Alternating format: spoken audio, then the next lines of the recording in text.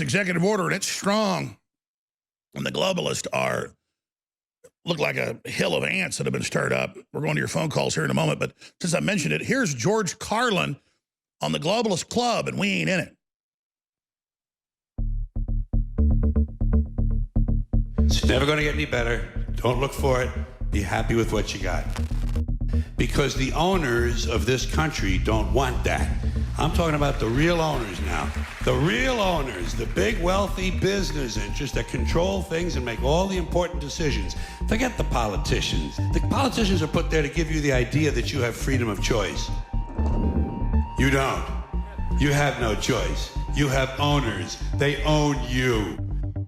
They own everything. They own all the important land. They own and control the corporations. They've long since bought and paid for the Senate, the Congress, the state houses, the city halls. They got the judges in their back pockets. And they own all the big media companies, so they control just about all of the news and information you get to hear. They got you by the balls. They want obedient workers. Obedient workers. People who are just smart enough to run the machines and do the paperwork, and just dumb enough to passively accept jobs with the lower pay, the longer hours, the reduced benefits, the end of overtime, and the vanishing pension that disappears the minute you go to collect it. And now they're coming for your Social Security money so they can give it to their criminal friends on Wall Street.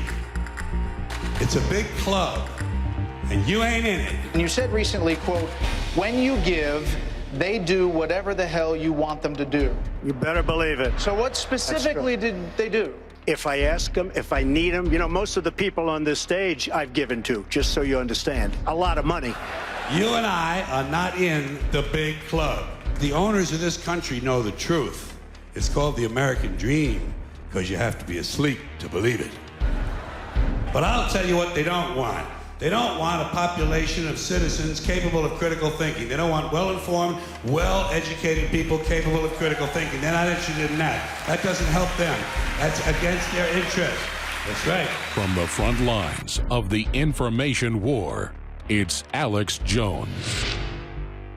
And they were planning on leaving the old system into one even worse. And Trump